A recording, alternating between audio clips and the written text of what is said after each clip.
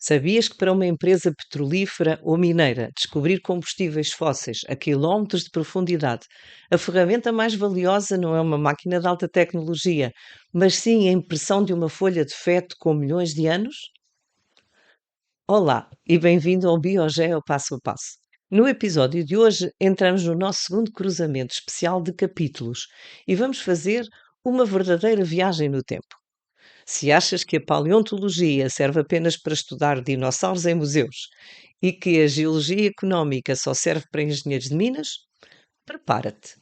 Hoje vamos estruturar passo a passo o raciocínio necessário para responder a perguntas complexas que existem por vezes nos exames, como é que fósseis, que são pistas do passado biológico, são as ferramentas que a indústria utiliza para localizar e extrair carvão e petróleo a quilómetros de profundidade.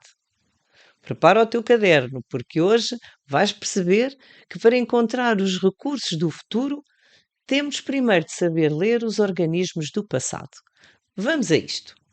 Nem todos os fósseis são usados pelos investigadores da mesma maneira. Na verdade, por exemplo, para o exame, precisas de dominar dois tipos principais de fósseis, que funcionam como ferramentas diferentes e que são usados para encontrar recursos energéticos: os fósseis de idade e os fósseis de fácias. Os fósseis de idade, também chamados fósseis estratigráficos, servem para fazer a datação relativa das rochas. São fósseis de organismos que viveram num período de tempo curto, à escala geológica, mas que se espalharam por uma grande área geográfica. Pensa neles como uma edição limitada de um livro que foi lançado este ano e que toda a gente comprou ao mesmo tempo em vários países. Se tu encontrares esse livro específico numa casa em Portugal e noutra em Angola, sabes imediatamente que ambos os donos viveram e leram o livro na mesma época.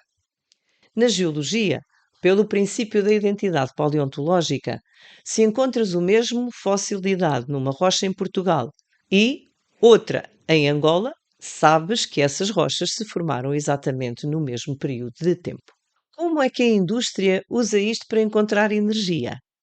Imagine-se que uma empresa petrolífera descobre que há petróleo armazenado numa rocha do período Jurássico no meio do oceano. Em vez de começar a furar o oceano completamente à sorte durante muito tempo, que custaria milhões de euros, os geólogos procuram em terra ou noutras bacias os tais fósseis de idade daquele período, como as amonites. Quando encontram a camada de rocha com amonites daquele período, eles sabem: apanhámos o livro daquela época. Esta é exatamente a mesma camada que, uns quilómetros mais à frente ou mais abaixo, contém o combustível. É assim que a biologia do passado poupa milhares de furos desnecessários no presente. Os fósseis de fácias ou de ambiente, por outro lado, não ajudam a saber a idade da rocha, mas sim dizem-nos exatamente como era o ecossistema do passado, ou seja, o paleoambiente. São fósseis de seres que viveram em condições ecológicas muito restritas, mas que sobreviveram durante longos períodos da história da Terra. Pensa neles como indicadores do passado ou como um retrato fotográfico do clima do passado. Isto baseia-se no princípio do atualismo geológico, que nos diz que as regras da natureza hoje são as mesmas do passado. Por isso, se tu encontras hoje um fóssil de coral numa rocha, numa montanha seca, tu sabes que ali existiu um mar pouco profundo e quente, porque os corais atuais ainda exigem essas mesmas condições para viver. Como é que a indústria usa isto para encontrar energia? O carvão e o petróleo não se formam em qualquer lugar. Eles precisam de berços antigos específicos, com pântanos ou mares calmos e cheios de vida. É aqui que entra o geólogo. Se ele detectar estes fósseis de fácias de corais numa camada rochosa, ele não descobriu apenas um fóssil, descobriu o mapa do ecossistema ideal. Ele sabe que aquele local foi um mar antigo, propício à acumulação massiva de plâncton que, milhões de anos depois, se pode ter transformado em petróleo. Para além de precisares de saber o que são fósseis de idade e o que são fósseis de ambiente, ainda precisas de dominar dois outros conceitos sobre os fósseis: o que são somatofósseis e o que são icnofósseis. Neste caso, é preciso distinguir os fósseis pela sua natureza. E a regra é muito simples. Somatofósseis são partes físicas do próprio organismo que ficaram fossilizadas. Pensa em dentes, conchas, ossos ou as próprias folhas das plantas que, ao acumularem-se, vão, por exemplo, originar o carvão. Os icnofósseis, por outro lado, são apenas vestígios da atividade e do comportamento do ser vivo. Pensa em pegadas, tocas, ovos ou pistas de locomoção, ou mesmo que fezes que ficam preservadas nas rochas e que são os coprólitos. Ambos são cruciais para a geologia económica, porque ajudam a reconstruir o ecossistema exato que gerou e protegeu a matéria orgânica que hoje extraímos da crosta terrestre sob a forma de energia. Agora que sabemos ler as pistas, vamos cruzar estes ambientes com a formação dos grandes tesouros energéticos, o carvão e o petróleo. Ambos dependem de uma condição inicial biológica e geológica. Soterramento rápido dos cadáveres dos seres vivos e ausência de oxigênio, meio anaeróbio, portanto, para evitar que a matéria orgânica seja completamente destruída pelos decompositores. Vamos começar por falar do carvão. O carvão resulta da acumulação de restos de plantas, que seriam somatofósseis se esses restos tivessem ficado fossilizados, em bacias sedimentares continentais, como pântanos. Inicialmente ocorre uma fase bioquímica, os decompositores anaeróbios digerem a celulose, mas o meio torna-se tão tóxico e ácido que estes micro-organismos sofrem uma morte rápida, interrompendo assim a decomposição. A partir daí, a evolução é fisicoquímica, devido ao aumento da pressão e temperatura gerada pelo soterramento. Toma bem nota agora desta informação. O teor de carbono aumenta à medida que o carvão evolui, mas isto ocorre devido à depleção, ou seja, à perda e eliminação por expulsão dos outros constituintes da rocha, água e gases, e não porque seja adicionado novo carbono. O desaparecimento, assim, dos outros elementos deixa o carbono original mais concentrado ao longo de 4 etapas, designadas de incarbonização progressiva. Assim, a primeira etapa dessa evolução é a da turfa, que é rica em água e voláteis. Segue-se a lignite, com baixo poder calorífico, mais carbono em percentagem, o carvão bituminoso, também chamado de hulha, o terceiro em concentração de carbono, e em quarto lugar a antracite, que é quase carbono puro e que se encontra mesmo no limiar entre a diagênese das rochas sedimentares e o metamorfismo. E como se forma o petróleo? O petróleo nasce nos oceanos a partir do zooplâncton e fitoplâncton num ambiente de sedimentação marinha. Atenção a esta diferença fundamental entre a formação do petróleo e do carvão. O carvão vimos que se forma em meios de sedimentação continentais e agora o petróleo forma-se em meio de sedimentação marinha. Nos oceanos, quando o zooplâncton e o fitoplâncton morrem e se acumulam no fundo, misturam-se com argilas finas, formando aqui a rocha-mãe do petróleo. Após uma fase de decomposição bacteriana inicial muito curta em anaerobiose, tal como para a formação do carvão, o isolamento dita o fim da fase biológica. Entramos na fase geológica. Devido ao aumento drástico de pressão e temperatura nas profundezas da crosta, em condições a que se dá o nome de janela do petróleo, ocorre uma transformação química profunda da matéria orgânica em hidrocarbonetos. Mas atenção a este desafio: o processo não é só químico, há uma componente física obrigatória. A pressão mecânica esmaga os poros da rocha-mãe e expulsa fisicamente os fluidos que migram para cima. Assim, vimos que o petróleo se forma na rocha-mãe, mas não é de lá que ele é extraído. Como os hidrocarbonetos, que são líquidos, são menos densos do que a água que satura as rochas subterrâneas, a física obriga-os a subir, a migrar.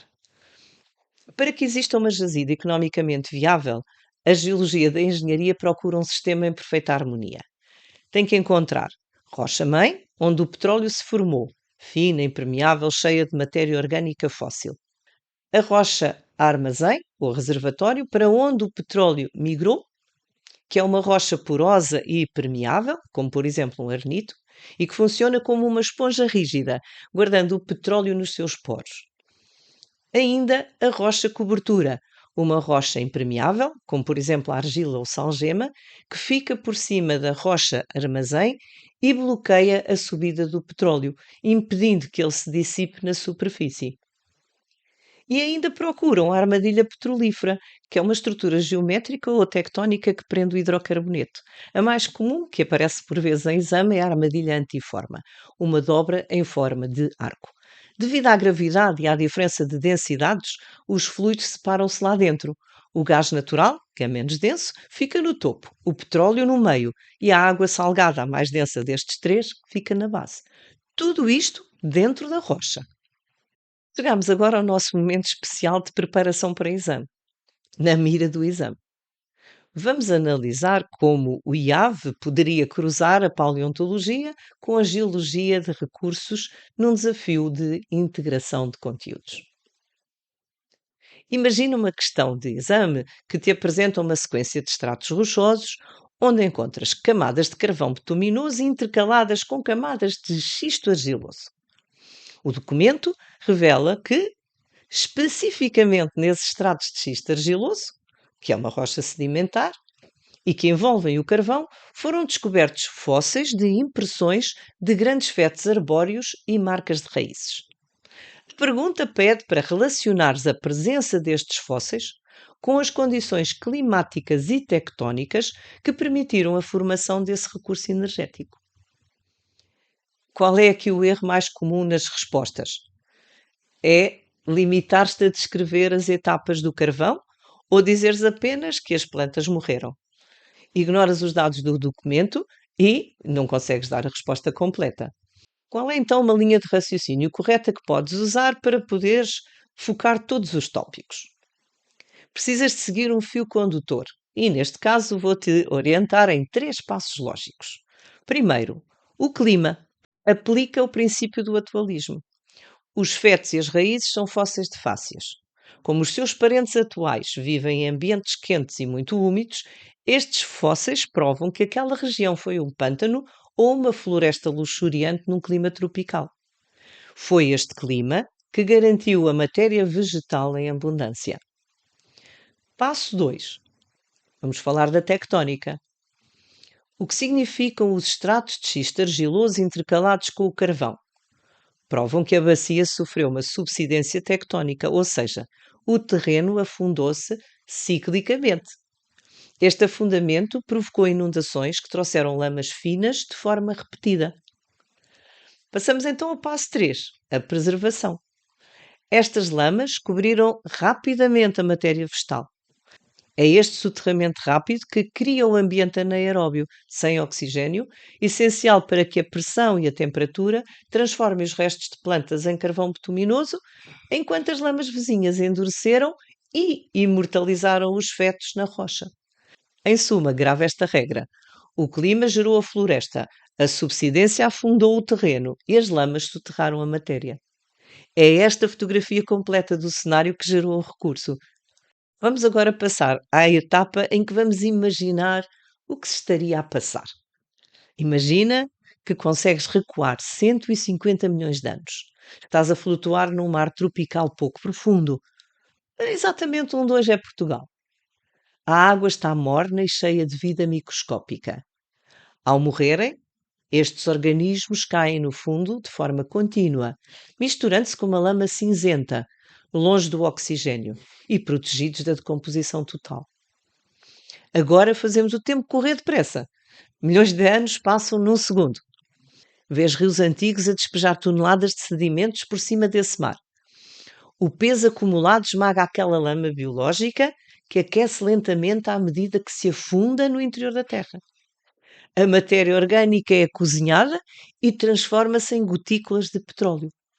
Como são pouco densas e fluidas, vês essas gotículas de petróleo a subir, esgueirando-se pelos poros microscópicos de um arenito, como se subissem por um labirinto. Nesta fase, as camadas da rocha ainda estão na horizontal, exatamente como se formaram. Mas a história muda de rumo. Enquanto o petróleo já se está a formar e a tentar subir, a região começa a ser esmagada por gigantescas forças tectónicas compressivas. Estes movimentos de compressão agarram em toda aquela série de estratos que já estavam completamente depositados e começam a dobrá-los lentamente, empurrando-os para cima e criando uma curvatura em forma de arco, uma antiforma. Esta mudança na geometria da rocha altera tudo. Ao subir, o petróleo colide com o topo desse arco recém-formado, onde encontra uma camada impermeável de argila compacta que agora funciona como um teto curvo. Sem conseguir subir mais nem fugir para os lados, o petróleo fica ali trancado. Graças a esta deformação posterior, criou-se uma autêntica armadilha petrolífera em antiforma. E ali ficam esquecidos no escuro. É fascinante pensar que a energia que abastece a nossa sociedade tecnológica hoje é, na verdade, luz solar do passado, captada por ecossistemas microscópicos que desapareceram há milhões de anos. Os fósseis não servem apenas para nos contar histórias nas salas de um museu. Eles sustentam o nosso presente e orientam o desenvolvimento económico da nossa civilização. Com isto, fechamos o nosso segundo episódio especial de cruzamento de tópicos de matéria. No próximo episódio, regressamos ao reino animal. Vamos explorar a circulação e os sistemas de transporte, percebendo como a evolução destas estruturas internas foi uma chave para que os vertebrados pudessem finalmente abandonar a água e conquistar de forma definitiva o ambiente terrestre. Obrigada por estar desse lado. Continua focado, estuda passo a passo e até ao próximo episódio.